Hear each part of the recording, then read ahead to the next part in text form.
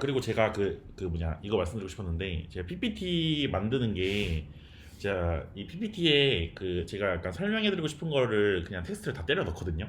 그래가지고 이게 어떻게 보면, 이 사람은 왜 PPT에 있는 텍스트를 왜 그대로 읽지라고 생각하실 수 있는데, 사실 그거를 제가 말하고 싶었던 거를 이제 굳이 또 PPT 한 번 더 넣어가지고 한 번 더 보시라는 의미로 넣은 거니까. 네, 예. 좋아요. 좋죠. 네. 그래서 저도 옛날에는 교수님 이 PPT만 왜 계속 읽는 거지 했는데, 오히려 좋았던 거구나. 학생 입장에서는 공부하기 더 편하잖아요. 네, 맞아요. 그래가지고 네, 그런 거니까 참고해 주시면 될 것 같습니다. 네, 그래서 저희 지난 시간에는 지난 시간 복수 잠깐 하면 저희 컴퓨터 비전 파이프라인에 대해서 배웠어요. 그래서 총 단계가 네 단계였죠. 이미지 입력하는 부분이랑 그다음에 전 처리하는 부분, 그리고 이제 특징 추출하는 부분이랑 이제 분류기 부분, 이렇게 네 단계로 구성되어 있었고, 지금 그림 보시면 위에랑 아래랑 차이점 보이시죠? 위에랑 아래랑 위에 거는 전통적인 머신러닝의 파이프라인이고 아래는 이제 딥러닝 파이프라인인데, 차이점은 이제 전통적인 머신러닝 기법은 이제 이 피처 벡터라고 하는 거를, 이 특징 추출을 이제 직접 해야 되는 거가 이제 전통적인 머신러닝 기법에서는 그렇고요. 딥러닝에서는 이제 특징 추출을 이제 사람이 할 필요 없이 그냥 알고리즘 단계에서 두 개가 이제 같이 된다. 이런 차이점이 있었습니다. 여기까지 다 기억나시죠, 여러분? 좋아요. 일단 저희가 퍼세트론이라는 것부터 한번 이야기를 해보려고 하는데, 이 퍼세트론이 뭐냐면 일단 이제 신경망이 이제 이게 아래 그림이 이제 신경망이에요. 이 신경망은 이제 엄청 많은 수의 뉴런으로 이루어져 있어요. 이 뉴런이라고 하면 여기 이 동그라미 하나하나 이거 뉴런이라고 보시면 됩니다. 그래가지고 이런 것들이 이제 이렇게 층 모양으로 이렇게 배열되어 있죠. 이런 거를 이제 신경망이라고 얘기를 하는데, 이 포세트론이 크게 두 종류라고 얘기할 수 있어요. 뭐 단층 단일 포세트론, 뭐 아니면 다층 포세트론, 이렇게 두 가지로 나뉘는데, 이렇게 층이 이렇게 여러 개가 있으면 이제 멀티레이어 포세트론이라고 불러요. 그리고 이제 다층 포세트론 같은 경우에는 이렇게 저 뉴런들 있죠. 원래는 이제 이거를 컴퓨터 용어로는 노드라고 부르거든요. 근데 이제 신경망에서는 이제 뉴런이라고도 부르고, 근데 이거 교수님마다 부르는 게 좀 달라요. 어떤 교수님 노드라고 부르는 분도 계시고, 뭐 어떤 분은 뉴런이라고 부르는 분도 계시고, 같은 의미라는 것만 기억해 주시면 될 것 같아요. 오케이. 그래서 사실 저번 시간에도 쭉 얘기를 했던 거예요. 이 퍼시트론이 이제 생물학적 뉴런에서 따온 거잖아요. 그래가지고 이제 뭐 그런 거를 이제 그 인공신경망의 컨셉만 따와가지고 하는 거고, 근데 이거 헷갈리시면 안 되는 게, 이 생물학적 누런을 막 이제 이 인공신경망에 이게 그대로 갖다 베낀 게 아니라 진짜 완전 컨셉만 가져온 거예요. 그래가지고 인공신경망이 이제 생물학적 뉴런을 정말 제대로 모방하기 위해서 뭐 가져온 거다, 이렇게 하면 사실은 틀린 말이에요. 이런 컨셉만 따온 거기 때문에. 그래서 그렇고요. 그래서 따온 게 크게 두 가지인데, 하나는 이제 가중합이라는 게 있고, 나머지 하나는 스텝 함수라는 게 있어요. 이 가중합이 뭐냐면, 이제 이 신경망에서 이제 입력에다가 뭐 가중치를 둬가지고 그걸 곱한 다음에 더해요. 그래가지고 얘가 최종적으로 신호를 받아들일지 말지를 결정을 합니다. 그리고 그 결정을 할지 말지는 이제 스텝 함수를 통해 가지고 가중합된 값을 스텝 함수에 딱 넣어서, 이거 반응할까 말까 고민을 한 다음에 이제 뭔가 인기치가 넘어갔다 싶으면 이제 반응을 하고, 안 나오면 반응을 안 하고, 뭐 이렇게 보시면 돼요. 뭐 컨셉은 이해되시죠? 그래서 뭐 그림 보시면 이제 뭐 왼쪽이 이제 그 생물학적 신경망, 오른쪽이 이제 인공신경망인데, 보시면 여기 fx가 이제 스텝 함수라고 보면 되고, 여기 x 1부터 시작해가지고 xn 있잖아요. 여기에다가 이제 뭐 어떤 값들이 x 앞에 이렇게 따다다다가 곱해진 다음에 그 값들이 이렇게 다 더해져서 여기 fx에 딱 들어가서 이제 딱 출력이 되는 그런 구조예요. 그렇고요. 그 이제 결합 가중치에 대해서 좀 더 자세히 얘기를 해보면, 요 같은 경우에는 이제 이 제가 아이패드를 안 갖고 와가지고 필기를 해드리고 싶은데 이게 그 X 그 뭐냐 혹시 다들 선형회귀 혹시 아시나요? 배우신 분 계시나? 혹시 선형회귀 모르시는 분 있어요? 안 배우신 분? 모르시는 분 있나? 안녕하세요. 그냥 뭐 간단하게 말씀을 일단 그냥 드려볼게요. 이게 이제 입력 특징 이 특징들이 여러 가지가 있는데 그런 것들 앞에 이제 그 특징의 중요도를 나타내는 가중치를 각각 부여를 한 다음에 그거를 각각 곱해요. 그 다음에 이제 그거를 이제 다 더해가지고 입력이 되는데 일단은 중요한 거는 이 입력 벡터라고 하는 거가 좀 중요하거든요. 요거 같은 경우에는 이제 보통 이 기호로 그 x라고 나타내요. x. 그리고 그거에 대한 요소는 x1부터 시작해가지고 xn까지 이렇게 돼가지고 저게 이제 인풋으로 들어간다 라고 보시면 되고 이 각각의 입력 x 1부터 뭐 n까지 그 값들의 가중치 1부터 n까지 그러니까 이제 w1 x1 더하기 w2 x2 이런 식으로 계산이 되는 겁니다. 그렇게 이제 그렇게 곱해진다는 소리예요. 근데 이제 가중치 그렇게 곱해지기 전에 가중치 벡터도 이렇게 따로 이렇게 나타낼 수 있다. 뭐 w1 쭉쭉 해가지고 wn까지. 그리고 이제 유랑함수 같은 경우에는 우리 아까 fx 설명해드린 거 이거를 이제 뭐 반응할지 말지 그거 얘기하는 거고 뭐 이제 그거 반응할지 말지가 이제 딱 출력이 되잖아요. 그럼 이제 딱 출력 얘기를 하는 거고. 그래서 이제 뭐 이렇게 구성이 이렇게 되어 있는데 뒤에 그림 예시 나오면 제가 그때도 좀 더 설명해 드릴게요. 바로 나오네.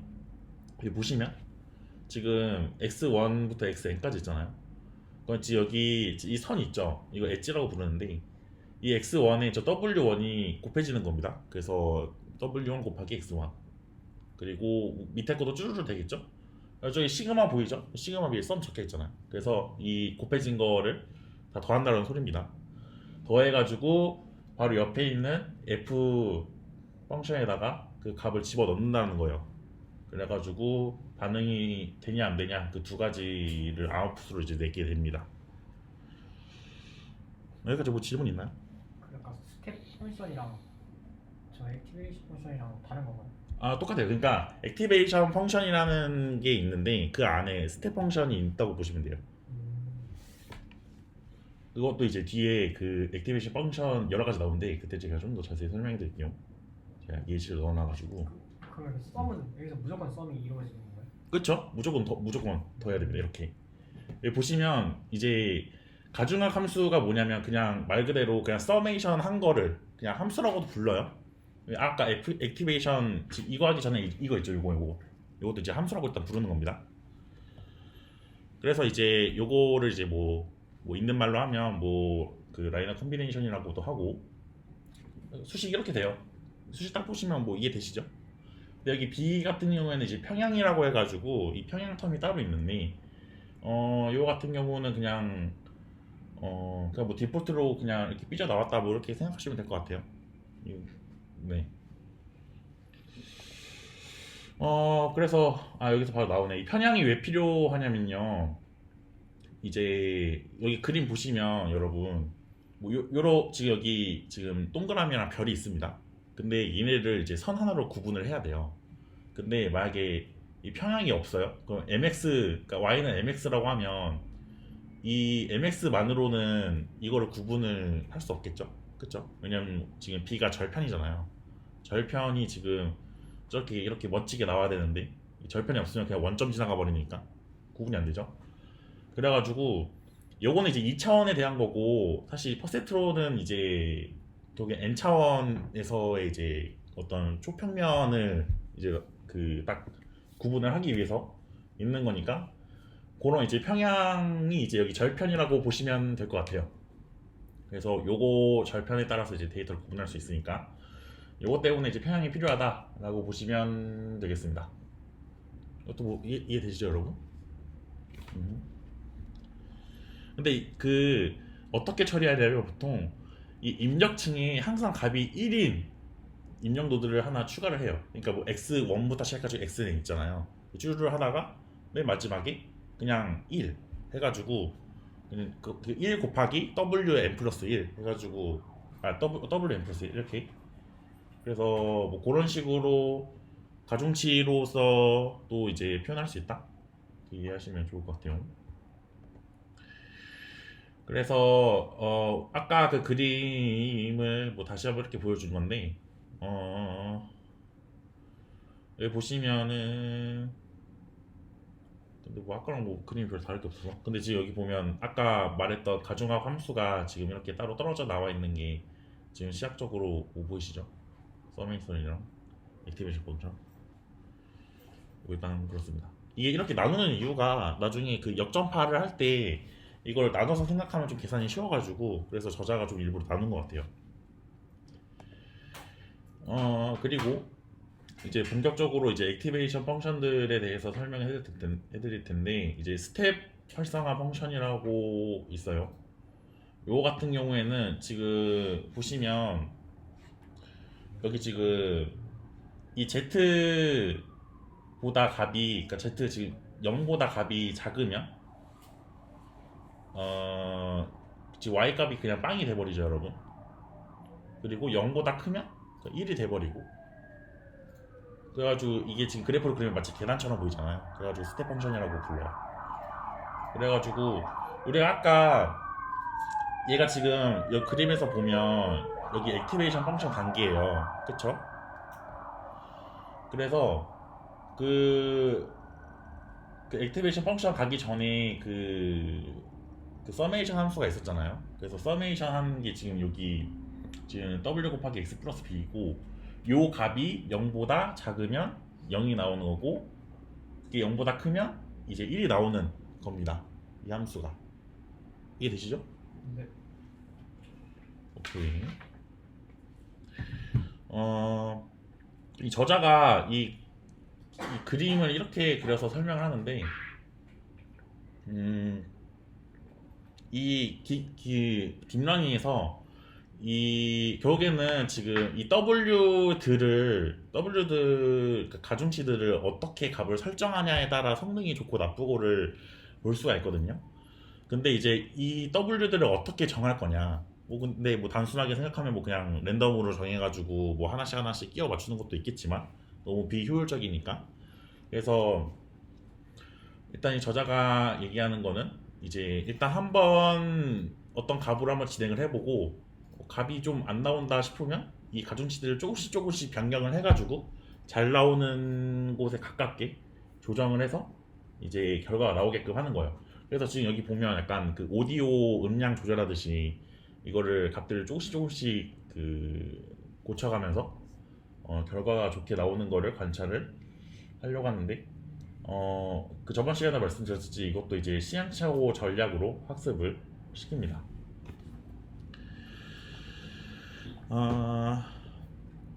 그래서 아까 그 이 아웃풋이 지금 y 해시인데, 저거를 계산하는 공식을 굳이 표현을 하면 뭐 저렇게 식으로 표현할 수 있어요.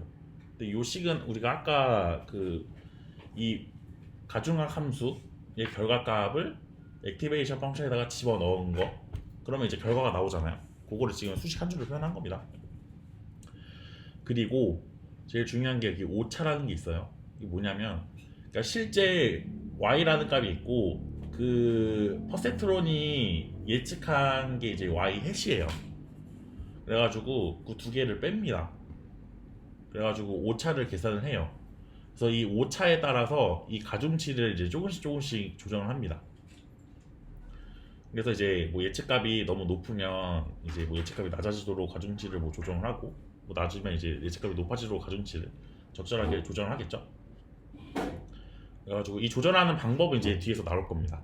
그래서 이렇게 조절하는 거를 반복해가지고 이제 가장 좋은 값으로 설정을 하도록 하고, 이러한 과정을 이제 학습이라고 얘기를 해요.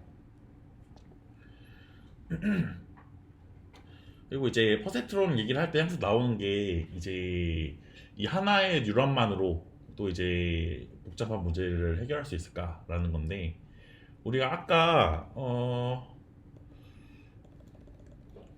그림 요거 보시면 지금 이 그림 같은 경우에는 지금 선 하나면 구분이 되는 거죠. 그쵸? 그래가지고 요런 거는 지금 저 선 하나가 뉴럴 하나라고 보시면 돼요. 오케이? 그래가지고 지금 뉴럴 하나로 정말 멋지게 구분을 했어요. 근데 이제 모든 경우에도 다 그렇게 적용이 될 거냐라는 이제 물음이 있는데, 그래서 이제 예시가 이렇게 뒀어요. 어떤 선수가 이제 대학팀에 들어갈 수 있을지 예측하는 그런 퍼센트론을 만들려고 합니다.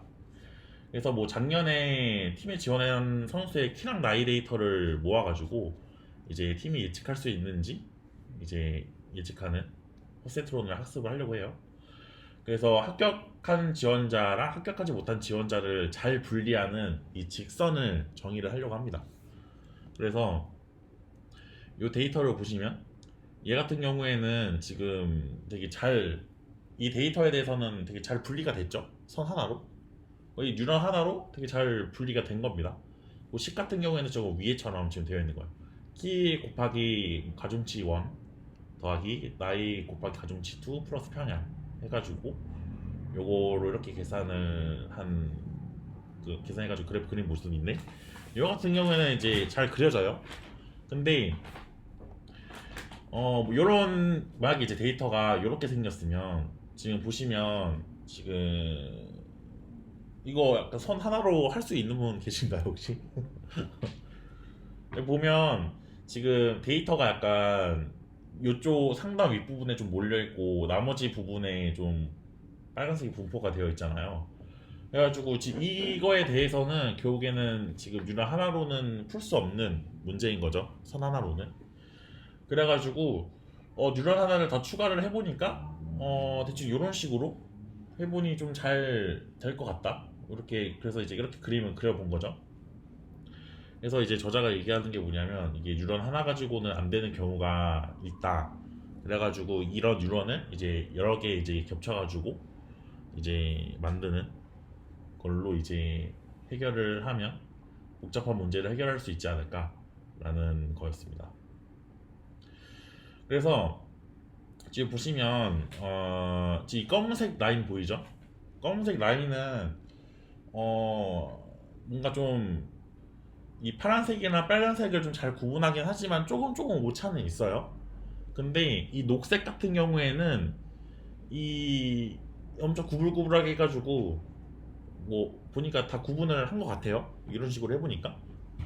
그래가지고 지금 이 그림에서 뭐 보고자 하는 게 뭐냐면 이 검은색 선보다 이 녹색 선이 더 뉴런이 더 많은 거예요. 뉴런이 훨씬 많아요. 그래가지고 뉴런이 더 많을수록 이 실제 데이터에 부합하는 신경망을 만들 수 있습니다. 이거 뭐 근데 뭐 듣기에는 되게 뭐 좋아 보여요. 근데 이 단점이 있어요. 뭐냐면 뉴런을 너무 많이 들리면 이 신경망이 학습 데이터에만 최적화되는 이 오버피팅이라는 문제가 발생을 합니다. 뭐냐면 데이터 하나하나에 집착을 하는 거예요. 근데 우리가 대전제가 뭐냐면 이거는 우리가 가지고 있는 데이터일 뿐이지 미래의 데이터가 결코 아니거든요. 미래의 데이터는 어디에 있을지는 몰라요. 그렇기 때문에 이 과적화가 되어 있는 이 녹색 선 같은 경우에는 나중에 새로운 데이터가 들어오면 틀릴 확률이 굉장히 큽니다. 그런 단점이 있어요. 그래가지고 이 오버피팅을 이제 방지하는, 그러니까 어느 정도 뭐 포기를 해야 된다고 이런 말씀을 하는 거예요. 오케이. 그래서 이제 거기에는 이제 뉴럴 하나로만 해결되는 게 아니라 이제 뉴럴 여러 개. 그래서 층을 이제 만드는 저 가운데 보면 이제 히든 레이어라고 보이시죠? 히든 레이어. 그래서 비선형 데이터를 분류하기 위해서는 이렇게 이제 히든 레이어 이런 게 이제 필요합니다.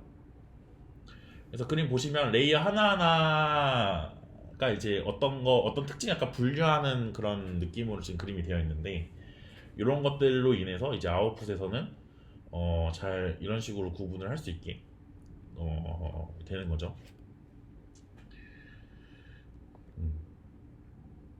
그래서 이제 아까 보여드렸던 거 다시 복습하는 건데 이 신경망 그 다층 퍼센트론에서 신경망 구성하는 요소들 이렇게 크게 지금 네 가지가 있어요. 근데 단층 퍼센트론이랑 거의 다를 건 없고 이게 추가된 건 있습니다. 은닉충이라고 해가지고 그러니까 가운데 이제 히든 레이어가 있거든요. 그 부분이 추가가 된 거예요.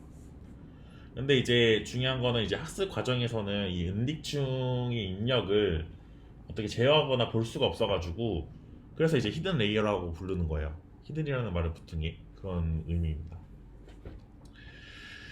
뭐 나머지는 뭐 읽어보시면 될 것 같고요.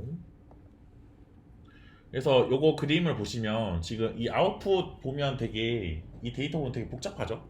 이 나선 그래프 보면 그래가지고 요거를 이제 포센트론이 어떻게 구분을 하나 보면 이거는 근데 완전 어떤 그냥 예시일 뿐입니다, 여러분. 보면 그냥 저 이 뉴런들이 히든 레이어를 막 거치면서 이 데이터를 구분할 수 있는 그런 특징들을 학습을 하게 돼요.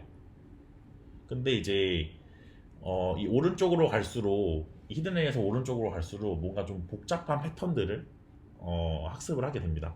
왼쪽은 좀 단순한 것들이고 오른쪽은 좀 복잡한 것들 그렇게 학습을 하게 돼요. 그래서 이렇게 좀 복잡하게 구성을 하면 뭐 이런 복잡한 것도 이제 구분을 할 수 있다 이렇게 이해하시면 될 것 같습니다. 그래서 은닉충 좀 자세히 말씀을 드리면 이게 은닉충이 그 여러분 그 저번 시간에 말씀드린 건데 그 특징 추출하는 단계 있잖아요. 컴퓨터 비전 파이프라인의 3단계 부분. 그래가지고 그 3단계 부분이 처리되는 부분이에요. 은닉충이. 그래가지고 이 데이터의 특징을 실제로 학습이 되는 그런 구간이라고 보시면 되고요. 이 특징은 이제 이 레이어가 그러니까 오른쪽으로 학습이 진행될수록 이제 복잡한 도형들의 패턴을 학습하게 되는데 이게 이 저자가 표현하는 거는 이 패턴의 패턴을 그 학습하고 그 패턴의 패턴을 학습하는 느낌으로 진행이 된다라고 보면 될 것 같습니다. 그래서 결국에 뭐냐 복잡한 특징들을 뒤로 갈수록 학습을 한다는 거예요. 이 부분에서는. 그래서 요 개념이 나중에 그 뭐 다음 주에 아마 배울 텐데 합성곡 신경망에서 이러한 이제 패턴의 패턴 이런 특징들을 학습하는 방법에 대해서 좀 자세히 이야기를 하게 될 겁니다. 그래서 요게 되게 컴퓨터 비전에서는 이 부분이 되게 중요한 거예요. 그리고 이제 여러분이 다음 주에 아마 코딩을 본격적으로 하게 될 거예요. 근데 되게 간단한 코딩이긴 할 텐데 이제 하면서 여러분들이 막 숫자를 입력을 해야 되는데 그 숫자를 입력하는 것 중에 제일 중요한 게 이 층수 아까 보면 히든 레이어가 여기서 보면 6개였잖아요. 그리고 이제 뉴런도 6개였고 그래서 요 개수를 몇 개를 지정을 할 거냐 이런 것들이 좀 고민이 많이 되실 거예요. 근데 이제 이런 거는 어떻게 보면 이제 하이퍼 파라미터라고 하는데 그때 나오면 좀 설명해 드릴 테고 그래서 일반적으로 은닉충이 2개 이상이면 심층 신경망이라고 불러요. 그리고 이제 층수가 많을수록 당연히 이제 복잡한 데이터를 학습을 시킬 수 있겠죠. 근데 이제 단점으로는 오버피팅의 위험이 있고 그 다음에 두 번째로는 이제 계산 비용이 되게 많이 들어요. 층이 깊어질수록 그럼 그만큼 계산을 더 많이 해야 되기 때문에 그런 단점이 있습니다. 그리고 이제 우리가 지금까지 계속 본 그 레이어 신경망들이 이제 다른 말로 뭐라고 부르냐면 이제 풀리 커넥티드 레이어라고 불러요. 보시면 이 풀리 커넥티드라는 게 지금 이 노드 하나를 딱 봤을 때 그 이전 부분에 있는 모든 노드들이 다 연결이 되는 거 볼 수 있죠. 그래가지고 지금 서로가 지금 다 연결이 되어 있어가지고 이거를 이제 PC 레이어라고 부르는 거예요. 다 연결이 되어 있으니까. 그리고 다른 말로는 뭐 댄스 레이어라고도 부릅니다. 밀집층 이렇게. 그리고 이제 하이퍼 파라미터에 대한 내용인데, 그러니까 이 하이퍼 파라미터가 저번 시간에 말씀을 해드렸었나? 기억이 안 나네. 아무튼 하이퍼 파라미터는 여러분들이 직접 조정을 해야 되는 거예요. 뭐 이거 같은 경우에는 뭐 정답이 없는 거, 여러분들이 다 노가다 하셔가면서 얻어야 되는 그런 파라미터라고 보시면 되고요. 그래서 은닉중 수랑 그다음에 활성화 함수, 그리고 뒤에서 배울 오차 함수랑 최적화 기법들도 다 이제 하이퍼 파라미터고, 여러분들이 이제 다 하나하나 적용을 해가면서 어떤 게 성능이 좋은지 직접 봐야 돼요. 어떤 게 좋고 나쁜지는 직접 해봐야 알 수 있는 거고, 그렇기 때문에 하이퍼 파라미터인 거예요. 근데 이제 어떤 함수들, 뭐 어떤 기법들이 이제 뭐 대부분 성능이 좋은 경향이 있다, 뭐 이런 것 정도는 있으니까, 뭐 이제 어떤 거를 우선순위로 해서 테스트를 할지는 이제 그런 거로 참고하시면 되겠죠. 그리고 또 이제 배치 크기, 에포크스 합승률, 뭐 이런 것들도 이제 하이퍼 파라미터인데, 어, 이거 같은 경우는 그 다음 주에 실습할 때 이 두 페이지를 참고를 하시면 이제 좀 좋을 거예요. 근데 굳이 언급을 또 해드리면, 배치 크기 같은 경우에는 여러분 이 32부터 시작해가지고 64, 128, 256 이렇게 좀그 2의 제곱수로 이제 좀 늘려가는데, 그러니까 이런 거죠. 나는 뭐 20으로 했다가 뭐 35로 했다가 뭐 70으로 했다가 이러는 것보다 이렇게 2의 제곱수로 하는 게 더 좋다는 겁니다. 근데 왜 그러냐면, 이게 그 뭐냐, 학습을 시킬 때 그 GPU가 병렬로 그 학습을 시키거든요. 그래가지고 이렇게 이제 2의 배수로 하는 게 더 학습의 효율이 더 좋다고 해요. 그래가지고 이제 이런 식으로 하는 겁니다. 근데 뭐 배치가 엄청 크면 뭐 배치 뭐 2로도 할 수 있고 뭐 그래요. 그건 상황마다 좀 다른데, 뭐 평균적으로는 이제 이런 값으로 진행을 합니다. 에포크수 같은 경우에는요, 이 전체 학습 데이터를 한 번 다 학습을 쫙 시켰을 때 이제 1 에포크라고 불러요. 그래가지고 뭐 3 에포크다 하면 이제 전체 학습 데이터를 3번 학습시켰다, 이런 겁니다. 그리고 학습률은 뭐 뒤에서 나오는 건데, 뭐 얼마나 학습시킬지 뭐 그런 거고요. 그래서 결론 뭐냐, 일반적으로 하이퍼 파라미터는 시행착오를 통해서 적절한 값을 찾는다라는 거. 그리고 이제 여러분들이 코딩을 하면서 이제 어떻게 파라미터를 어떤 방식으로 조정을 해야 되는지는 이제 경험을 통해서 좀 감을 익히면 되겠습니다. 그리고 이제 활성함수에 대해서 말씀을 드릴 텐데, 뭐 전이함수, 뭐 비선함수 뭐 이렇게 얘기를 하는데, 저는 활성함수로밖에 얘기를 못 들어서 그냥 활성함수라고 기억하시는 게 더 좋을 것 같아요. 또 활성함수가 있는 이유는 신경망에 비선형성을 도입하기 위해서입니다. 이거는 뒤에 예시가 나올 거니까 설명해 드릴 테고, 네, 그래서 활성함수가 없으면 그냥 선형함수가 되어버리는 그런 일이 발생합니다. 여기서 예시가 나오는데, 예를 들어서 이거예요. 이거 같은 경우는 이제 항능함수라고 해가지고 그냥 입력을 받는 대로 그대로 출력하는 거라고 보면 돼요, 이 함수는. 근데 뭐 이 함수 말씀드리는 이유는 이제 뒤에 거랑 이제 비교하기 위해서. 그래서 얘는 이제 실질적으로 뭐 비선형성이 없는 거죠. 근데 그거랑 반대로 이제 요거 같은 경우에는 우리가 아까 스텝 함수 말씀을 드렸잖아요. 스텝 함수. 그래가지고 그거를 이제 헤비사이드 스텝 함수라고 부르는데, 이거는 뭐 아까 설명해드린 거랑 거의 똑같고 0과 1 두 가지로만 출력을 한다는 거. 그리고 이제 시그모이드 활성화 함수라는 게 있어요. 요 같은 경우에는 식은 일단 이렇게 생겼습니다. 그래서 이 Z는 그 뭐냐, 가중합 된 거예요. 가중합된 그 값 하나. 그래가지고 이제 여기에다가 넣어서 뭐 이렇게 값이 이런 식으로 출력이 되는 거고, 얘의 특징은 이 값이 0부터 1 사이에서 값이 나오는 거기 때문에 확률로서 해석을 할 수 있어요. 그래가지고 뭐 이지 분류를 할 때 이제 이런 함수를 사용을 해가지고 이제 확률을 출력을 하게 됩니다. 그리고 이제 소프트백스라는 함수가 있어요. 이 같은 경우에는 이진 분류가 아니라 이제 3개 이상의 클래스를 분류를 하고 싶을 때, 그럴 때 이제 소프트백스라는 함수를 쓰고요.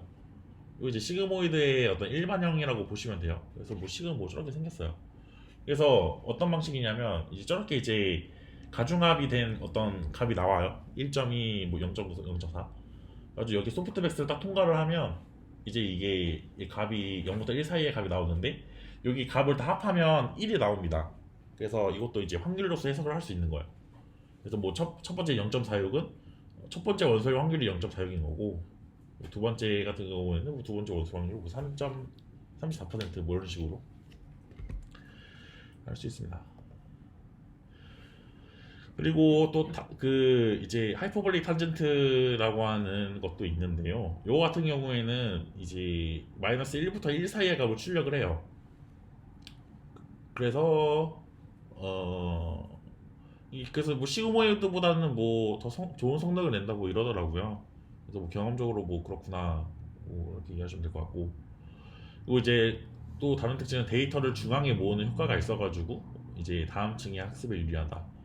뭐 이런 게 있는데, 요건 이제 4장인가 5장 그때 이제 그 이제 정교화 기법을 배울 거예요. 그때 좀 자세히 설명을 해드릴 것 같습니다. 근데 여러분 이거 아까 뭐냐 이 소프트맥스나 시그모이드는 0부터 1까지잖아요. 근데 이 탄젠트 하이퍼볼릭 탄젠트 마이너스 1부터 1까지거든요. 그래가지고 얘 좀 어떨 때 쓸 것 같나요, 여러분?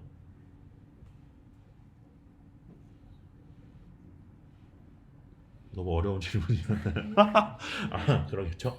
이게 이 탄젠트 H, 그러니까 이 하이퍼볼릭이 어떨 때 쓰이냐면 그 그게 있어요. 정규 분포를 예측을 할 때 쓰거든요. 왜냐면 정규 분포에서 그 평균이랑 시그마를, 그러니까 평균을 예측하는 뉴런이랑 시그마를 예측하는 뉴런 이렇게 해가지고 맨 마지막 출력층에 뉴런 두 개가 있어요. 그래서 각 뉴런 두 개가 이제 결국에 정규 분포를 예측을 하는 건데, 그 정규 분포는 결국에는 그 시그마랑 그 평균만 있으면 바로 분포가 나오잖아요. 그래가지고 이제 그런 거를 계산을 할 때 이제 이런 함수가 좀 요긴하게 쓰입니다. 네, 뭐 그런 뭐 강학습에서 특히 그렇게 좀 쓰인다고 하더라고요. 그 다음에 이제 저희가 자주 쓰게 될 이제 렐루라는 함수가 있는데요. 요 같은 경우는 뭐 너무 쉽습니다. 이 0 이상이면 그냥 그 값을 그대로 출력을 하는 거고, 0 이하면 그냥 0을 내뱉는 거예요. 어렵지 않죠? 근데 이게 되게 단순하고 계산 비용도 엄청 싸요. 뭐 탄젠트 H는 뭐 지수에다가 뭐 X를 한 4번 넣잖아요. 뭐 시그모이드 소프트맥스도 그렇고. 근데 얘 같은 경우에는 그냥 받는 대로 뭐 0 아니면 뭐 X 이렇게 연산을 한 번밖에 안 하잖아요. 그래서 계산 비용도 엄청 싼데 성능도 좋아가지고 그래서 되게 자주 쓰는 함수고요. 어 그래서 은닉충에서 이 렐루 함수를 되게 자주 씁니다. 은닉충에서. 그리고 이제 이 리키렐루 함수도 있는데, 요 같은 경우에는 뒤에 그림이 있는데, 요거 지금 렐루 함수는 0 이하면 다 0으로 처리해 버리거든요. 그래가지고 그 미분하면 빵이 나와요. 근데 이제 나중에 역접환하는 거를 배울 텐데, 그러니까 0에다가 어떤 숫자를 다 곱해도 0이 나오잖아요. 그래가지고 이제 그것 때문에 이제 기울기 소시가 이제 그 기울기가 없어지는 그런 문제가 생기는데, 뭐 그런 거를 방지하기 위해서 이제 이런 이제 리키렐루 함수를 쓰는 경우가 있습니다. 어, 그래서 이제 작은 기울기로, 그러니까 함수가 이제 어떤 음수값 이하로 나오면 이제 작은 기울기로 해가지고 기울기가 조금 살아나게 만드는 경우입니다. 그래서 뭐 드물게 사용되긴 하는데 대부분 경우에는 뭐 렐로보다 좋은 성능을 보인다고는 해요. 근데 뭐 이거는 경우마다 다르니까 아마 여러분들이 실험을 하셔야 될 것 같습니다. 어, 그리고 이제 저자가 이게 하이퍼 파라미터를 이제 어떻게 뭐 조정을 해야 되나 뭐 이런 조언이 있어가지고 PPT에 넣었는데, 이 은닉충 같은 경우에는 그냥 렐루 함수를 그냥 무조건 때려 박으면 돼요. 또는 이제 렐루 함수가 좀 기능이 좀 뭐 성능이 좀 안 좋은 것 같다 그러면 리키렐루 쓰시면 되고, 그리고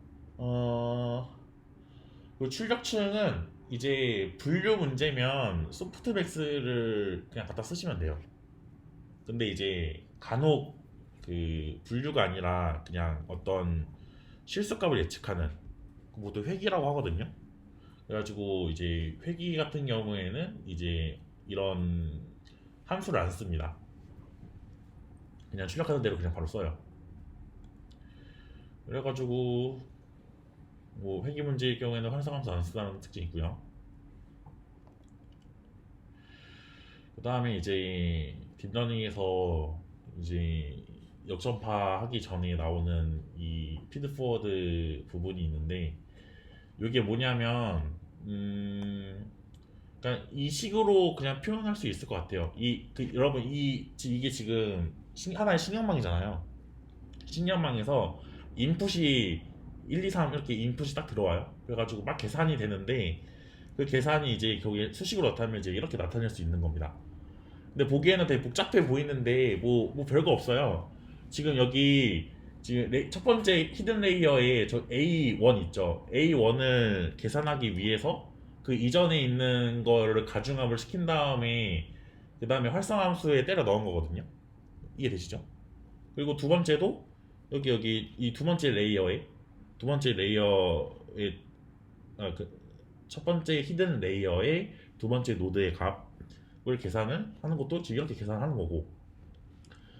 그래서 그냥 함수에다가 값 넣고 더하고 함수에다가 값 넣고 가중하고 그 계산을 이제 반복적으로 하는 거예요. 그래서 뭐 최종적으로 이제 수식이 이제 아래처럼 보여질 수 있죠. 한 노드에 대해서. 그리고 이거를 이제 행렬로 나타내면 이제 이런 식으로 한 번에 계산을 할 수 있습니다. 그래서 여기 위에 보시면 이 x가 이제 인풋 값이고요. 인풋 값에 이제 이 w가 행렬입니다. 가중치 행렬. 가중치 행렬을 곱하고 그 다음에 시그마 함수 그 활성함수 씌우고 그 값에 이제 가중치 행렬 곱하고 이런 식으로 지지고 곱고 해요. 이런 식으로 진행이 됩니다. 근데 이거 다들 행렬 다들 배우셨죠? 이제 계산해보면 아시겠지만 이게 이렇게 곱하잖아요, 여러분. 이렇게. 근데 지금 이렇게 곱해지는 거 보면 얘가 이렇게 곱해지면서 동시에 다 더해지죠? 가중합처럼. 그래가지고 이렇게 행렬로 간단하게 표현할 수 있는 거예요. 괜찮죠? 그리고 요거는 이제 참고로 말씀드리면 이 책의 저자가 앞에서 배웠는데도 불구하고 계속 반복적인 설명을 하거든요. 그래가지고 그 흐름대로 일단 넣은 거니까. 말씀드렸다시피 히든 레이어에서 이제 특징들을 학습한다고 말씀을 드렸었어요. 그래가지고 거기 지금 이렇게 보여져 있는 건데, 그래서 이 히든 레이어는 이제 뭐 볼 수도 없고 제어할 수도 없고 뭐 이해할 수도 없어요. 그래가지고 뭐 아마 이런 거 들어보신 적 있을 거예요. 신경망이 아까 뭐 블랙박스다 뭐 이런 게 들으실 법한데 그 얘기가 나온 게 이제 히든 레이어 때문에 그런 거다라고 보시면 돼요. 왜냐면 히든 레이어에서 나오는 값들은 우리가 값을 딱 보고 그게 뭘 의미하는 건지 저희는 모르거든요. 우리가 알 수 있는 거는 인풋으로 들어가는 값이나 마지막에 출력에서 나오는 값만 이해를 할 수 있잖아요. 나머지 값은 뭐 얘가 알아서 특징을 학습을 하는데 걔가 어떻게 특징을 학습을 해가지고 그 값이 숫자가 의미하는 게 뭔지는 저희도 잘 몰라요. 근데 또 이거를 막 굳이 막 또 해석을 하는 학문 분야가 이제 설명 가능한 AI라고 해가지고 XAI라고 있거든요. 뭐 그런 분야도 있습니다. 아무튼 그래서 뭐 일반적으로 은닉중에 나오는 값은 저희가 잘 모르고요. 그래서 이제 결국에는 뭐냐, 예측 결과, 출력된 예측 결과만 보고서 결과가 잘 나오게끔 이제 파라미터를 조정하는 거 밖에 이제 못하는 거죠. 그래서 그런 식으로 학습을 하는 거고. 그리고 이제 오차함수라는 게 있어요. 여기 뭐냐면 이 출력값을 딱 보고 얘가 얼마나 그 실제랑 오차가 있는지를 계산해주는 함수라고 보시면 돼요. 그래서 이 오차 함수는 이제 이 코스트 펑션 아니면 로스 펑션이라고 부르고 다 비슷한 말이에요. 딥러닝에서는. 그 다음에 오차 함수는 이제 이 신경망의 예측 결과가 이제 바람직한 출력, 그러니까 이제 실제 값이죠. 실제 값이랑 비교해가지고 얼마나 그 실제랑 동떨어져 있는지를 측정하는 수단이에요. 그래서 당연하듯이 이제 값이 크면 모델이 엉터리라는 뜻이겠죠. 그래서 이제 손실이 클수록 정확도를 계산하기 위해 이제 모델을 좀 많이 학습을 시켜야겠죠.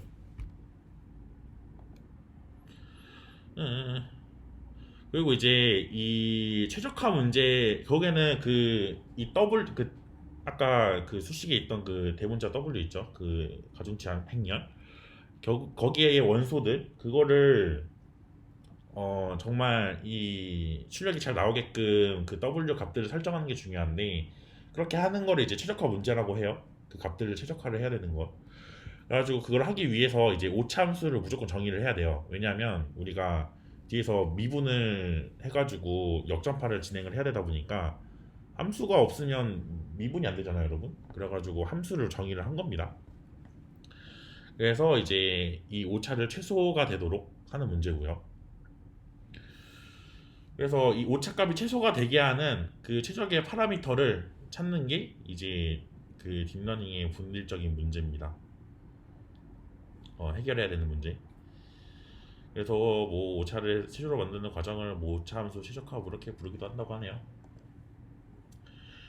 그리고 저자가 이제 이렇게 팁처럼 적어놓은 게 있는데 오차의 값은 언제나 양수다라는 게 있어요. 이게 뭐냐면 그 최소제곱법 배우신 분이면 뭐 이해가 쉬우실 거예요. 뭐냐면 뭐 이렇게 뭐 두 개 점으로 된 그러니까 값이 두 개밖에 없는 데이터셋이 있다고 해봅시다.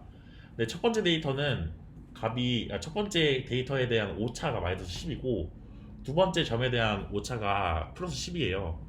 그럼 얘를 평균을 매기면 빵이 돼버리잖아요, 여러분. 그러면 오, 평균이 0이니까 완벽하게 학습이 됐네 라고 생각할 수 있는데 사실 그렇지 않죠. 그래가지고 이 오차가 서로 상쇄가 안 되게끔 하기 위해서 이제 값을 양수로 바꿔서 계산을 하게 됩니다. 그래가지고 오차 양수가 항상 양수인 이유가 이제 이런 상쇄가 되지 않게 하기 위해서 하는 거예요. 그래서 뭐 나중에 보면 뭐 제곱을 하거나 뭐 절대값 씌우거나 뭐 이래요. 그리고 이제 요거는 이제 오차 함수의 그래프예요. 그래서 밑에는 이제 학습, 그러니까 에포크 수거든요. 전체 데이터를 얼마큼 썼냐. 지금 보시면 에포크를 많이 돌릴수록 학습을 많이 시킬수록 로스가 많아지는 거 볼 수 있죠, 여러분. 근데 이게 지금 모델 1이랑 모델 2가 있는데 얘가 오차함수의 종류에 따라서 오차값이 당연히 달라지겠죠. 그러다 보니까 그만큼 성능에도 영향을 줍니다. 그래서 오차함수를 설정하는 것도 되게 중요한 작업이에요. 그러니까 한마디로 오차함수도 어떻게 보면 하이퍼 파라미터죠. 그래서 오차함수 잘 골라야 된다 그런 거고요.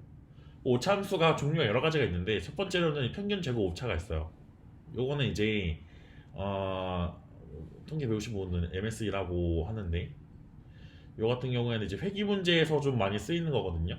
그래서 각 데이터 점에서 그 오차를 제곱을 한 다음에 그거를 평균을 매겨버려요.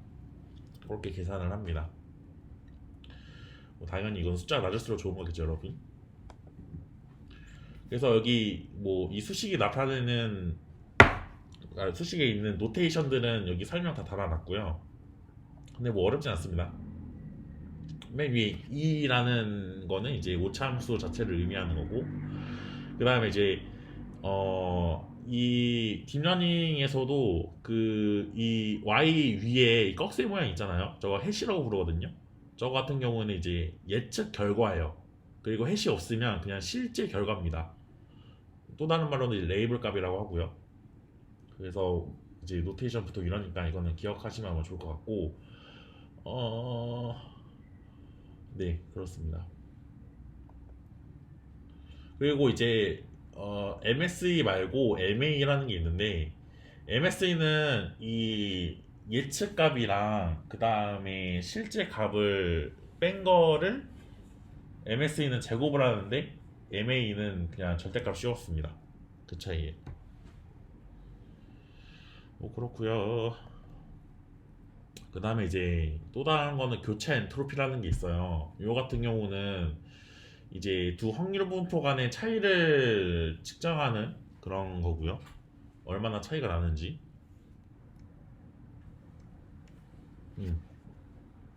오케이. 그래서 확률 분포 차이를 계산하는 그 오차함수고요.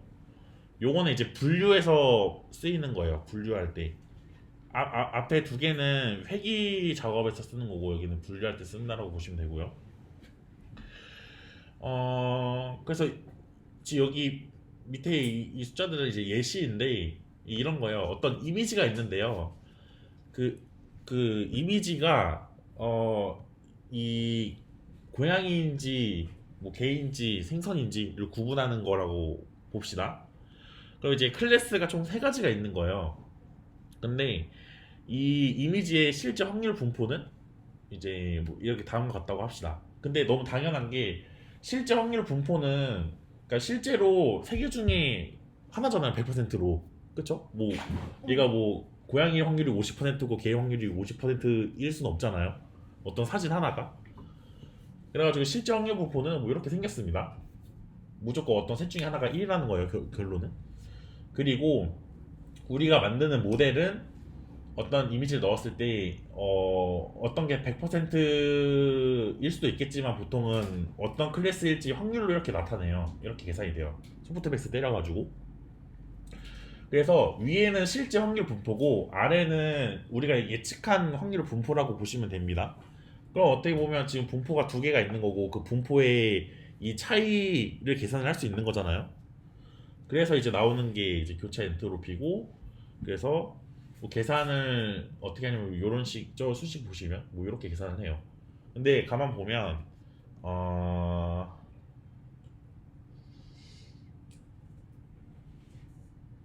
이 y가 있잖아요.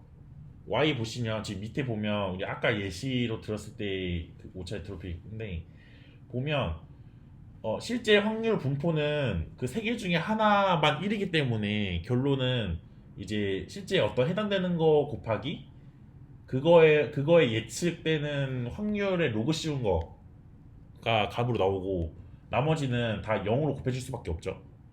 요 부분 이해되시죠? 나머지는 0으로 곱해지는 게. 왜냐면 얘는 실제 값 얘는 개였으니까 실제 개의 확률 100%인 거고 실제 그 데이터 자체에는 나머지는 확률이 없으니까 그래서 얘만 살아남게 되죠. 그래가지고 뭐 이런 식으로 이런 특징이 있어요. 뭐 아무튼 뭐 두 개의 분포 이런 식으로 계산을 한다 이렇게 이해하시면 될 것 같습니다.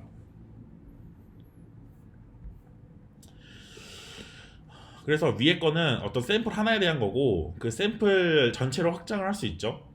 그래가지고 전체로 확장하는 거고 앞에 그냥 시그 하나 더 씌운 거 그 차이밖에 없습니다.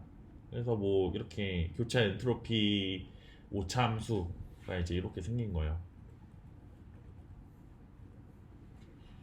그리고 질문 하나. 네네. 그 위에서 교차 엔트로피가 실제 확률 분포하고 모델이 예측한 확률 분포 사이의 거리 뭐 이런 거를 계산한다고 했는데 네. 그 계산할 필요가 있나요? 그러니까 어떻게 쓰는지 잘 모르겠어요. 이 계산하는 이유는요. 지금 이 오차값을 보고 가중치를 수정을 해요. 나중에 오차값을 확인한 다음에 이 오차값에 따라서 나중에 역전파할 때 그 가중치들을 수정을 하게 되는데 그거를 하기 위해서 이렇게 계산을 하는 거예요. 그럼 이것도 어떤 약간 로스 펑션이라고 생각해도 되나요? 이 로스 펑션이에요, 이거. 로스 펑션. 예, 로스 펑션이에요. 종류란 말씀. 예, 로스 펑션의 종류. 그러니까 로스 펑션, 뭐 코스트 펑션, 뭐 에러 펑션 다 똑같은 말이고요. 이 딥러닝에서는. 그럼 MSE, MA하고 여기 뭐 교차 엔트로피 같은 로스 펑션도 있다 이렇게. 그쵸. 종류 중에 하나인 아, 거죠. 네. 예, 맞아요. 정확하게 이해하셨습니다. 그렇고요. 그래서 이제 여기서부터 본격적으로 나오는 게 오차와 가중치와의 관계가 있는데요. 여기 보시면 그냥 이렇게 간단한 퍼센트론이에요. 너무 간단하죠 이거는. 노드가 하나씩밖에 없으니까. 이 입력이 이렇게 숫자 하나가 딱 들어와요. 그 다음에 얘를 이제 W 가중치를 곱해지겠죠. 그 다음에 그 값을 여기 펑션에다가 넣고 그 다음에 이제 이 y라는 예측값이 나올 겁니다. 그래서 예시로 이 x를 0.3이라 하고 이렇게 그리고 이제 이 실제 정답을 0.8이라고 합시다. 그러면 이 w 값이 당연히 계산이 되겠죠? 그때에는. 그래서 식은 뭐 이렇게 볼 수 있겠죠, 여러분. 예측값이 이제 w 곱하기 x니까. 근데 x가 0.3일 때 이 w를 결국에는 찾는 거거든요. w를 최적한다는 게 이런 예시인데, 그럼 위의 경우에서 이제 오차를 계산을 해보면요, 이런 식으로 계산을 할 수 있어요. 그러면 지금 잘 보시면 이 오차를 계산을 하는데 결국에는 이 값에서 변화를 할 수 있는 거는 변수는 결국에는 가중치밖에 없다는 소리입니다. 오차 계산하는 게. 그래가지고 오차를 최소화하게 하려면 가중치를 조정을 해야 된다는 게 지금 이 식을 통해서 알 수 있는 거예요. 괜찮죠? 그래서 이 가중치의 변화에 대한 오차함수 값의 변화를 그래프로 나타내면 뭐 이런 식으로 그려집니다, 여러분. 보시면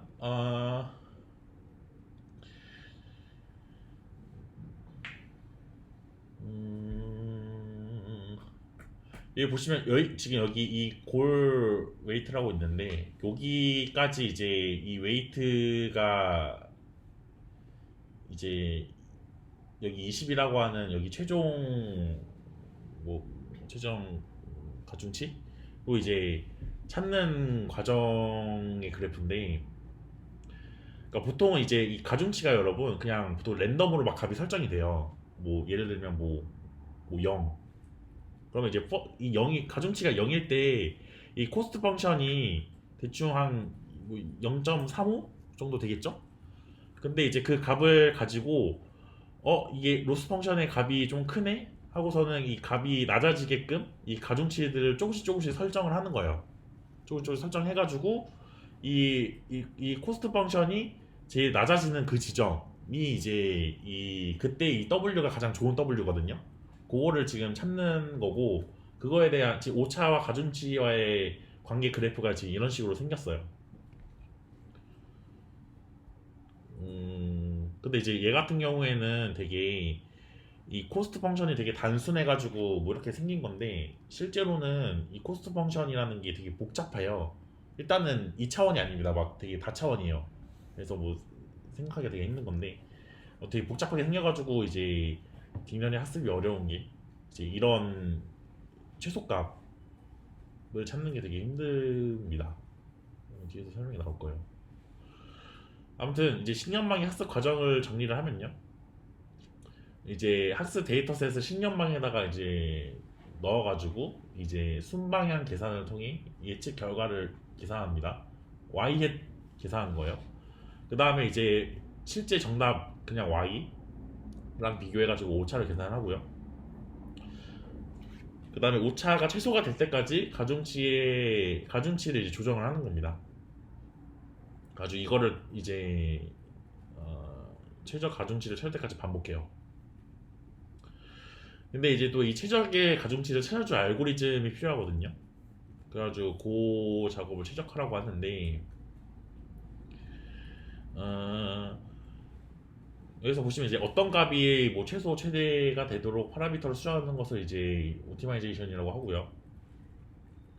그래서 우리가 하려는 거는 신경방에서 오차 함수 값을 최적화하는 거, 그러기 위해서 이제 가중치와 평양을 수정해 나가는데, 결국에 이제 최저 가중치, 옵티멀 웨이트를 우리가 찾아야 되는 게 목적입니다. 그래서 여기 보시면 요 그래프 있잖아요. 요게 이제 여기 에러라고 보이시죠? 그러니까 아까 에러 펑션, 뭐 로스 펑션, 코스 펑션 다 뒷면이 비슷한 말이라고 했어요. 그래가지고 지금 그 펑션을 이렇게 3차원으로 그린 건데, 여기 보시면 지금 에러는 뭐 z축이고 그 다음에 x축, y축은 각각 이제 가중치 1, 가중치 2잖아요. 그래가지고 가중치 1이랑 2를 막 이렇게 조정을 해가면서 이제 가장 좋은 이 골 웨이트, 여기 최적점을 찾는 게 이제 최적화예요.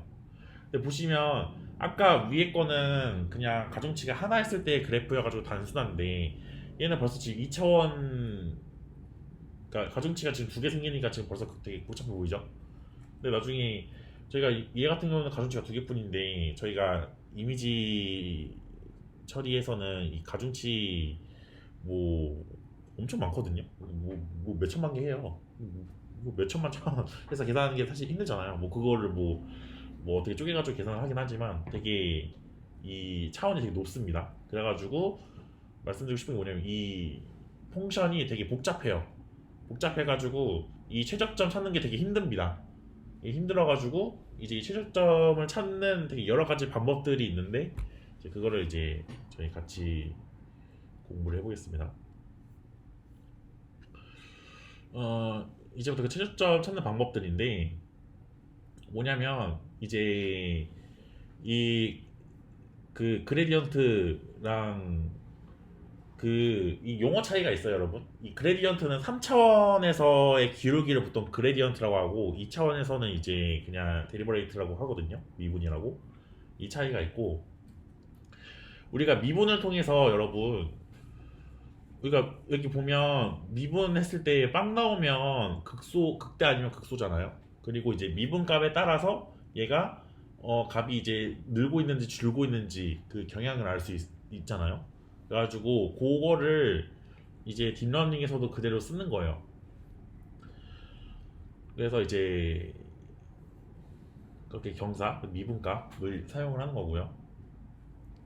그래서 이 경사관법이라는 게 뭐냐면 경사관법이라는 그 최적화 기법이 있어요. 가중치를 설정하는 기법이라고 보시면 되고 이제 요 같은 경우에는 이 가중치를 반복적으로 수정하면서 오차함수의 최저점에 도달할 때까지 오차함수의 언덕을 내려가는 과정입니다.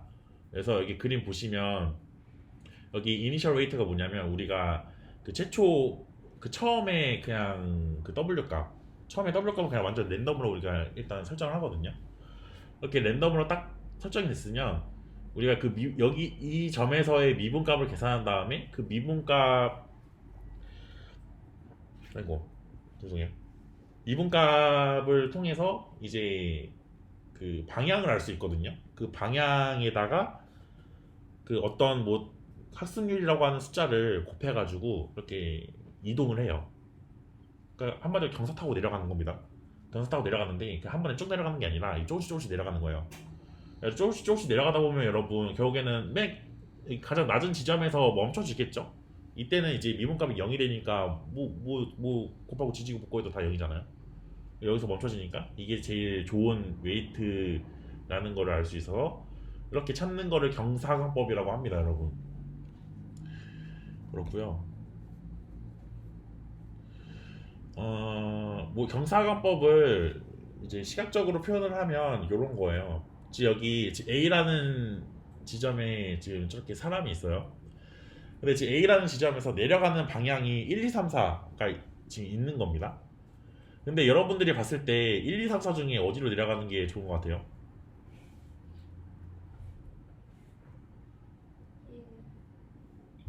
1이요? 3이요 3. 여기 힌트 3. 이 실선 이 점수 힌트. 보시면 이제 이 3으로 내려가야지 지금 이 최적 그 웨이트로 지금 갈 수 있겠죠. 그래가지고 지금 요거를 이런 식으로 하는 건데 이 3차원에서는 기울기가 이제 1, 2, 3, 4를 구분을 할 수 있어요. 기울기를 계산을 하면. 그래가지고 이제 미분을 해서 이렇게 경사가 급한 지점으로 쭈쭈 가가지고 결국에는 이 골 지점으로 가는 거 이렇게 그림으로 그려지는 거고요. 근데 여기 A라는 점은 이제 계속 설명해드렸듯이 랜덤이에요. 뭐 여기에서 뭐 A가 생길 수도 있고 여기서 뭐 A가 될 수도 있고 다양하게. 그래서 이제 경사관법은 뭐 얼추 이해됐어요. 그러면 경사관법에서 어느 방향으로 갈지랑 그 다음에 얼마큼 갈지가 중요하거든요. 그래서 우리가 아까 위에 예시에서는 경사랑 그러니까 걸음의 방향 그리고 보폭으로 이제 설명을 하는데 각각 이제 경사랑 학습률이라고 보시면 되고요.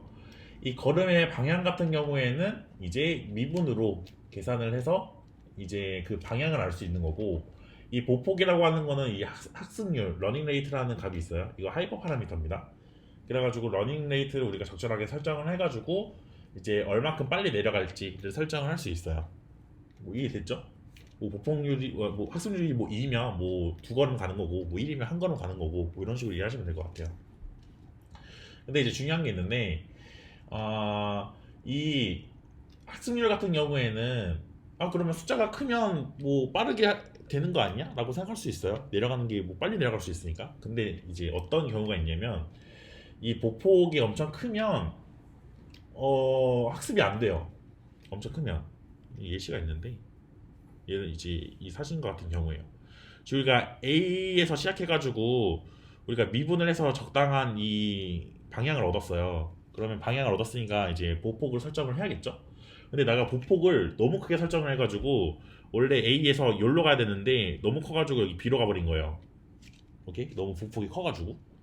근데 그 보폭을 그대로 쓰기 때문에 또 그 보폭을 또 조정을 해가지고 원래 이 방향으로 가야 되잖아요. 근데 보폭이 너무 커서 이렇게 C로 가버린 경우예요. 그래가지고 보폭이 너무 크다 보니까 이게 건너 뛰어버린 거죠, 한마디로. 가지고 이런 단점이 있어서 이런 게 반복이 되면 결국에는 이게 그 발산한다라는 표현이 있거든요. 그래가지고 따기로 세요, 한마디로. 그래서 그런 단점이 있습니다. 그렇기 때문에 이제 적절한 학습률을 설정하는 게 중요해요. 그렇고요. 그래서 이제 그걸 수식을 나타내면 뭐 이런 식으로 나타낼 수 있습니다. 뭐냐면 이제 이 뭐냐 그 로스 펑션, 코스트 펑션, 뭐 에러 펑션 있죠. 그 로스 펑션이라고 할게요. 그게 좀 편해가지고 로스 펑션에다가 로스 펑션 그러니까 이제 W에 대해서 미분을 때려요.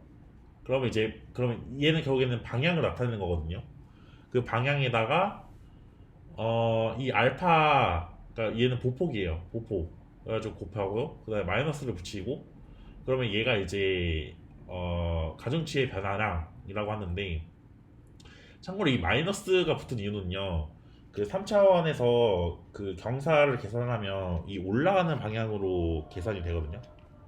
그래가지고 마이너스를 붙여야지 이제 내려가는 방향으로 되기 때문에 반대를 의미하는 마이너스가 붙습니다. 뭐 그렇고요. 그다음 계산하는 방법은 그 여기 원래 이제 그 W 값에다가 이제 이 변화량 이렇게 계산된 거를 더해가지고 이제 다음 스텝에 이제 가중치로 계산이 됩니다. 이거를 여러 번 반복해가지고 최적을 찾는 거예요. 그렇고요. 그다음에 이제 말씀드렸듯이 이제 손실함수가 되게 복잡한 경우가 있어요. 그래서 우리가 위에서 본 이렇게 사발 모양의 그런 경우가 아닌 경우가 되게 많아요. 그래서 이게 뭔 일이 생길 수 있냐면 이 지역 소수점, 그러니까 이제 로컬 미니마에 빠질 수 있거든요. 이 부분. 근데 지금 보면 지금 여기가 좋은 게 아니라 여기가 제일 좋은 거잖아요. 여기를 찾아야 되는데 지금 경사관법에 의하면 이 부분에서 막혀버리거든요. 그러겠죠? 그래가지고 여러 문제점이 있습니다. 그 경사관법이.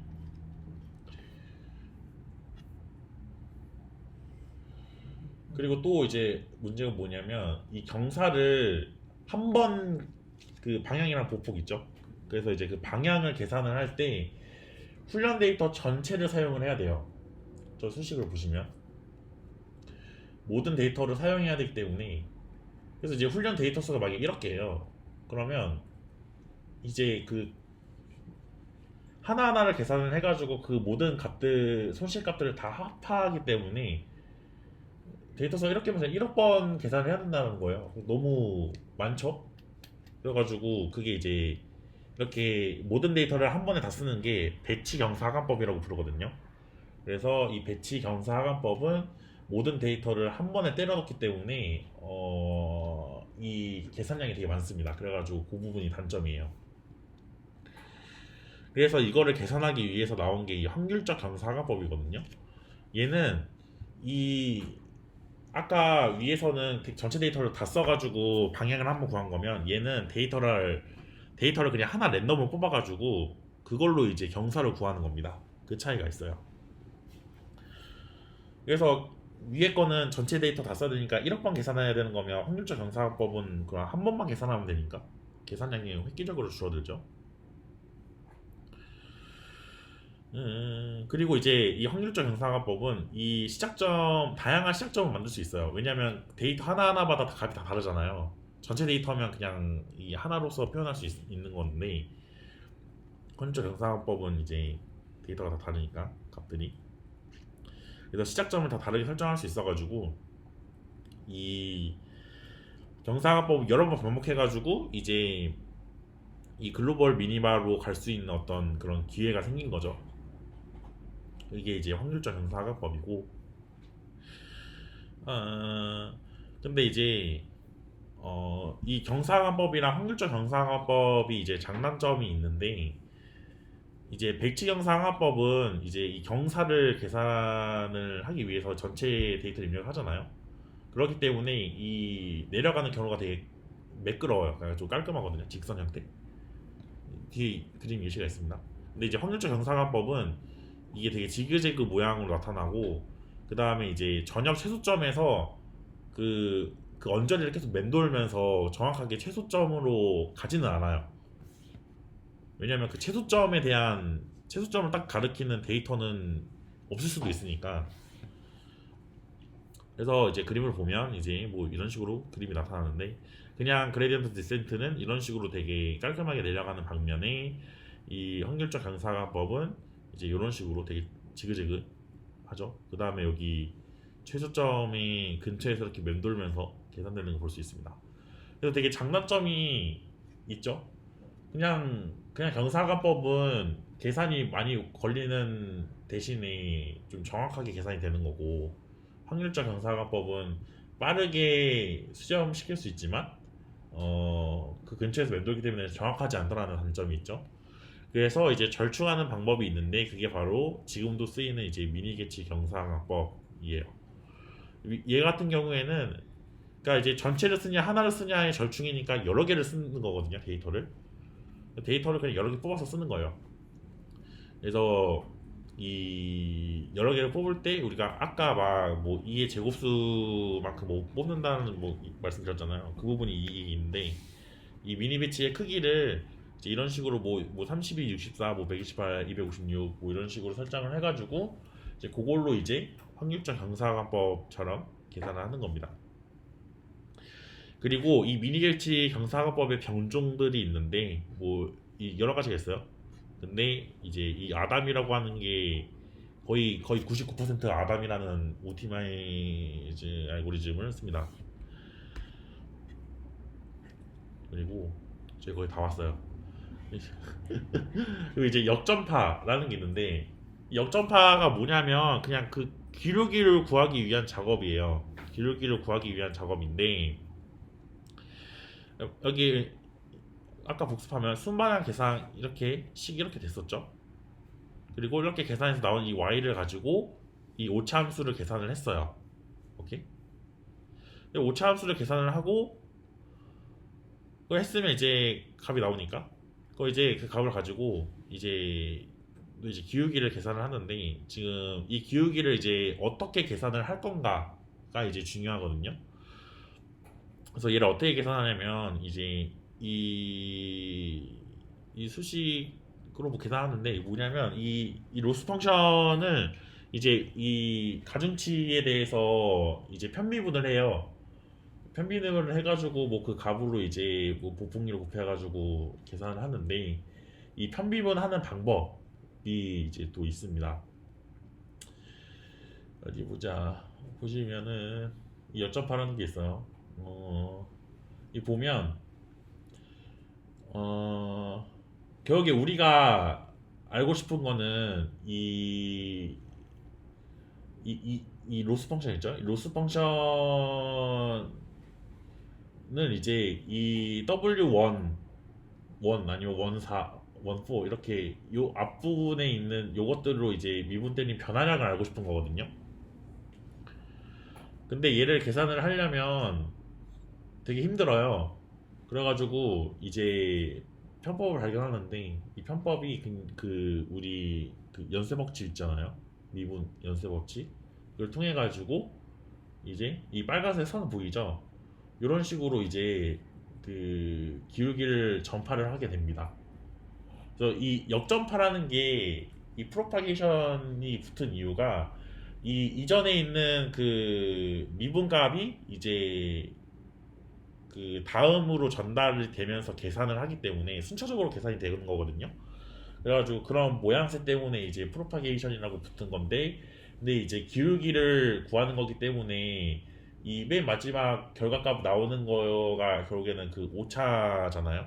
그 오차를 미분 때리는 거기 때문에 여기에서 첫 번째로 미분 때리고 그 다음에 그 값들이 이제 이렇게 줄기를 타고 가가지고 첫 번째로 가는 거기 때문에 반대로 가는 거잖아요. 그래서 이제 이 백이라고 붙어서 이제 역전파, 백 프로파게이션이라고 부르는 거고, 또 다른 얘기로는 이제 백워드 패스라고도 얘기를 해요. 근데 얘가 되게 계산이 되게 복잡한데, 수식이 있나? 뭐 이런 식으로 지금 뭐 이렇게 노드가 하나밖에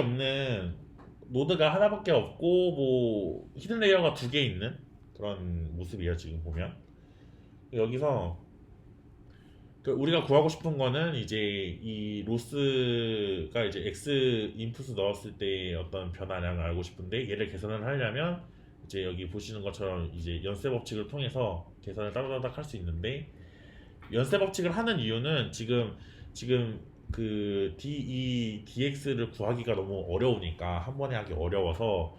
근데 이제 dx, 뭐 da, 뭐 db는 쉽잖아요. 그 바로 이전 거로 계산을 하면 되는 거기 때문에, 그래가지고 이렇게 연쇄 법칙으로 쪼개가지고 계산을 하는 거예요. 그렇습니다. 그래서 뭐 수식으로 보면 이제 아까 위에 그 그래프 있잖아요. 거기서 이제 각각의 엣지에 미치는 영향들을, 국소적으로 미치는 영향들을 싹 곱해가지고 이제 최종 오차를 구할 수 있는 그런 형식으로 진행이 됩니다. 그 역전파가 계산이 너무 재밌어가지고 저는 좀 더 계산을 해보고 싶어요 하시는 분은 이제 저희 컴퓨터학과의 이제 김승윤 교수님 강의를 들으시면 그 너무 열심히 하실 수 있습니다. 그 시험 문제도 역전파밖에 안 내요. 역전파 잘하시면 이제 그분 거 들으시면 됩니다. 오케이. 오늘 딥러닝 전반적인 거에 대해서 얘기를 했는데 질문 있나요 혹시 여러분? 저 질문하면 예. 그 로스 펑션은 가중치가 한 번 이제 수정이 되고 나서 또 바뀌나요? 로스 펑션은 계속 바뀌는 건가요? 그쵸. 그러니까 로스 펑션의 그 공식은 하나로 일단 설정을 해놓고, 그 다음에 이제 결국에는 그 인풋으로 값을 못 내냐에 따라 꽤 달라지는 건데, 아까 여기 위에 보시면 그 그러니까 로스랑 그 가중치의 관계의 식이 어디 있더라? 요 부분. 거기는 오차는 지금 가중치에 따라 달라지는 거거든요. 그래서 이 가중치가 한번 바뀔 때마다 오차값도 당연히 바뀌겠죠. 근데 그게 오차가 작아지는 방향으로 가중치가 설정이 되잖아요. 그래가지고 이제 어떤 오차에 대한 식은 뭐 하나로 필수가 되겠는데, 뭐 아니면 MSE 뭐 MA2처럼. 근데 이제 값은 이제 학습마다 이제 계속 달라지는 거죠. 그렇습니다. 예. 네. 또 궁금한 게 있나요, 여러분? 없겠죠? 오케이, 다들 고생하셨고. 저희가 너무 잘하셔가지고 정말요? 설명을 진짜 잘하세요.